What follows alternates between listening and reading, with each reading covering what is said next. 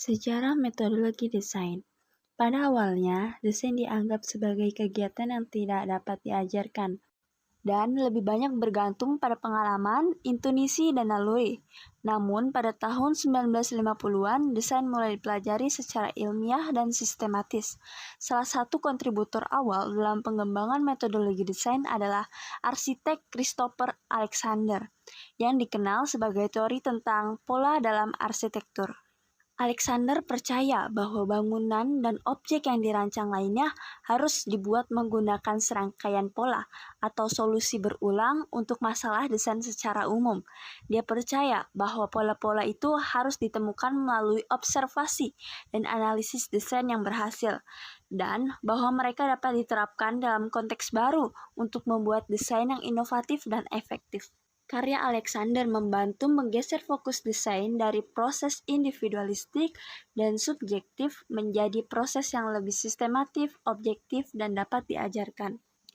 Beberapa contoh pola dalam arsitektur yang dikembangkan oleh Alexander antara lain pola jendela duduk, pola bukaan di sudut, pola tangga belok, pola teras tingkatan, dan pola teras berpagar. Setiap pola dijelaskan secara detail dalam bukunya, yaitu A Pattern Language, Town Buildings Construction.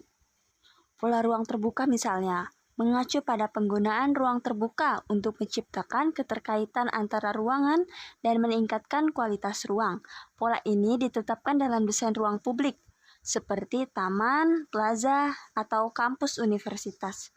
Contoh penerapan pola-pola arsitektur ini bisa ditemukan dalam desain lingkungan, seperti perancangan kota dan desain bangunan. Sebagai contoh, pola jendela duduk dapat diterapkan pada desain bangunan hunian agar menciptakan area yang nyaman dan terang untuk duduk dan bersantai.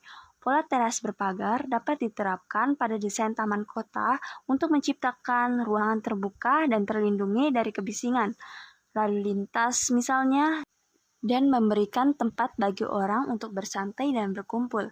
Salah satu contoh penerapan kota dalam arsitektur oleh Christopher Alexander adalah dalam proyek pengembangan kota Emeryville, California, dan dilakukan pada 1970-an.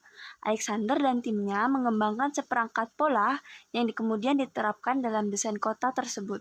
Hasilnya, Emeryville menjadi contoh sukses dalam mengembangkan kota berorientasi manusia dengan kualitas lingkungan yang baik dan keterkaitan yang kuat antara ruang publik dan private. Pada tahun 1960-an, konsep desain berorientasi pengguna mulai berkembang, di mana desain difokus pada pengalaman dan kebutuhan pengguna. Ini menjadi dasar untuk mengembangkan metodologi desain berbasis pengguna, masih digunakan hingga saat ini. Pada tahun 1970-an, proses desain mulai dibagikan menjadi tahap-tahap yang terstruktur, seperti tahap konseptualisasi, perencanaan, pengembangan, dan evaluasi.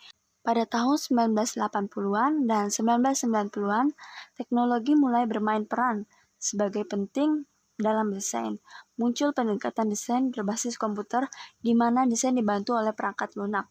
Pada tahun 2000-an, konsep desain responsif mulai berkembang, di mana desain mampu menyesuaikan dengan perubahan lingkungan, memicu pengembangan metodologi desain yang fleksibel dan adaptif. Pada saat ini, metodologi desain terus berkembang berubah, didorong oleh teknologi yang semakin maju dan tuturan pasar yang berubah.